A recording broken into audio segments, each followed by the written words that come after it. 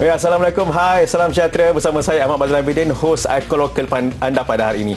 Dan bertemu kita dalam program khas iaitu program terbaru di TV9 iaitu Icon Local. Program ini mengetengahkan kepada anda barisan pengusaha produk tempatan. Dan di samping itu juga memperkenalkan produk dan perniagaan yang mampu menandingi jenama besar yang lain. Bak kata pepatah, duduk sama rendah, berdiri sama tinggi. Dan pada malam ini, saya berbesar hati kerana bersama saya pada hari ini adalah Encik Syahril Osman iaitu pengasas Syahril Education Enterprise.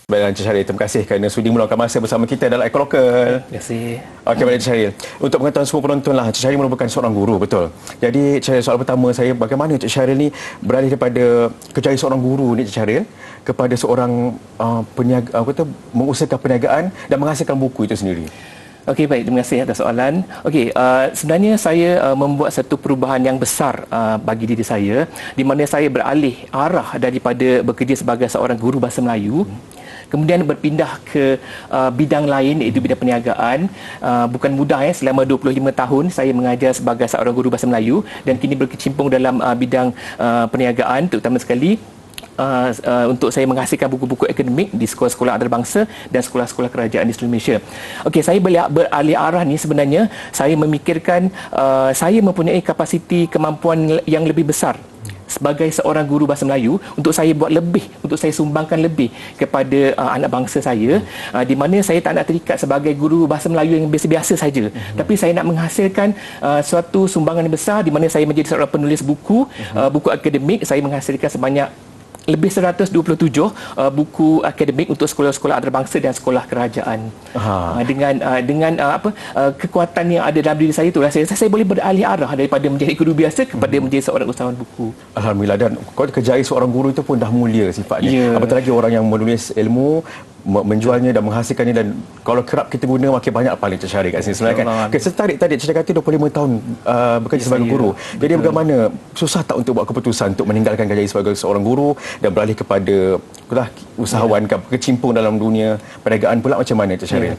Sebenarnya memang sukar pada mulanya saya nak mengambil keputusan untuk menceburkan diri dalam perniagaan, dalam bidang penulisan buku akademik, seterusnya menjadi seorang usahawan buku. Saya mengambil masa yang nak katakan tak begitu panjang masa saya buat keputusan untuk terjun dalam bidang perniagaan. Sebab pada ketika itu saya rasa saya dah terlebih banyak buang masa saya, umur saya, tahun. Jadi saya tak fikir panjang, saya cuma fikir dua perkara saja masa tu. Sebab saya fikir saya nak buat perniagaan ini atau mati. Mati itu maksudnya saya bekerja sebagai seorang guru lah selama-lamanya. Jadi dua perkara itulah yang menguatkan saya untuk saya buat juga bidang perniagaan buku akademik ini untuk para pelajar yang berada di sekolah kerajaan dan sekolah-sekolah antarabangsa. Itu dia, mungkin penonton luar sana boleh juga terinspirasi dengan titik tolak pada itulah kan kita Encik Syahril punya kejaya sebagai seorang guru dan kemudian beralih kepada seorang usahawan. Dan bercakap pasal buku ni Encik Syahril kan, berapa banyak dah buku ni? Saya nampak macam banyak ni, berapa banyak? Betul. Jumlahnya sebenarnya. Okey, jumlah keseluruhan buku yang saya hasilkan ialah sebanyak 127 buku. Dan buku-buku ini saya hasilkan sebenarnya mulai tahun 2017. Tapi saya tak jadi usahawan lagi. Saya hanya menulis sebagai hobi. Kemudian baru 2 tahun ini saya mengetengahkan buku-buku yang telah saya simpan sekian lama dan terhasillah 127 buah buku pada tahun 2023 ini. Oh ya, okey, baiklah Encik Syahril. Kalau boleh dikongsikan sikitlah Encik Syahril kan. Banyak-banyak buku Encik Syahril ni kan. Encik Syahril hasilkan untuk menjurus kepada golongan macam mana? Peringkat apa sebenarnya? Okey, baik. Buku-buku saya ni pada mulanya saya hasilkan untuk para pelajar sekolah antarabangsa di Malaysia sebab saya mengajar di sekolah antarabangsa belasan tahun juga. Jadi masa tu saya tak ada material untuk mengajar dan buku-buku ni sangat sedikit di pasaran. Jadi saya menghasilkan buku-buku ini sedikit demi sedikit dan pada mulanya saya menjuruskan kepada sekolah-sekolah antarabangsa di seluruh Malaysia. Tapi sekarang saya dah mengembangkan sayap saya dengan meluaskan lagi penggunaan buku-buku ini, di mana buku-buku ini bukan sahaja terhad kepada para pelajar di sekolah antarabangsa tetapi juga boleh digunakan oleh para pelajar di sekolah jenis kebangsaan SK, SJKC dan SJKT. Okey, balik Syahrir kan. Kalau kata buku ni boleh kita gunakan pada semua peringkat rendah dan juga menengah contohnya kan. Jadi apa sebenarnya kelebihan dan keunikan buku-buku ni berbanding dengan buku-buku di pasar di luar sana? Okey, baik. Kelebihan, antara kelebihan dan keunikan buku-buku yang saya hasilkan ini, sebenarnya saya membangunkan modul pembelajaran bahasa Melayu yang saya ambil daripada Cambridge punya kaedah pembelajaran, pengajaran dan pembelajaran. Jadi saya dapati buku-buku yang saya hasilkan ini memang sangat unik, sangat mempunyai kelebihan yang luar biasa kerana dapat membantu para pelajar dari segi kemahiran belajar bahasa Melayu. Sebab bahasa Melayu ni sebenarnya bukan kita belajar daripada satu dua cara saja, tetapi ada banyak cara lain, ada banyak teknik lain dan saya lakukan, saya bangunkan modul-modul ini dengan struktur dan teknik yang saya kira sangat berkesan untuk membantu meningkatkan penguasaan bahasa Melayu dalam kalangan pelajar. Dan buku saya ada banyak jenis. Dari segi keunikan dan kelebihan itu, saya membangunkan modul seperti kemahiran mendengar, kemahiran buku listening, kemahiran bertutur, speaking, juga ada Malay writing. Okey, jadi saya tertarik dengan satu perkataan tadi, Cambridge punya style, cara-cara belajar di sana. Bagaimana kaedahnya tu? Apa kaedah? Okey, antara yang boleh saya kongsikan di sini ialah kalau di Cambridge kita guna kaedah pembelajaran pendidikan Cambridge mereka menggunakan kaedah mengutamakan dan memfokus kepada kemahiran belajar secara mendengar dan bertutur. Itu diajar daripada peringkat rendah lagi sampai peringkat menengah. Jadi kalau kita lihat dalam sistem pendidikan arus perdana yang ada sekarang ini, bukan tak ada aspek tu, tetapi tak begitu besar digunakan untuk para pelajar di semua peringkat sekolah di Malaysia. Jadi Syahrir boleh tunjukkan contoh sikit tak apa yang antara contoh yang mungkin saya boleh kongsikan kat sini. Ini ialah buku Malay listening. Buku ini ada audio. Buku ini ada 10, iaitu 5 untuk pelajar dan 5 lagi untuk guru.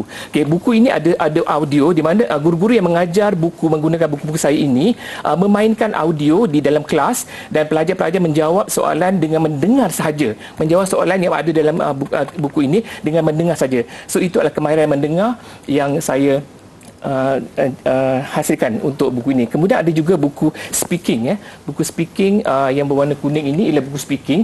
Buku ini pun sangat berkesan digunakan di mana para pelajar kalau kita lihat dekat sekolah, kita nak menggalakkan mereka bertutur, berkomunikasi, bercakap, berinteraksi. Jadi buku ini sangat membantu para pelajar untuk menguasai kemahiran bertutur, tajuk pun speaking, lisan bertutur.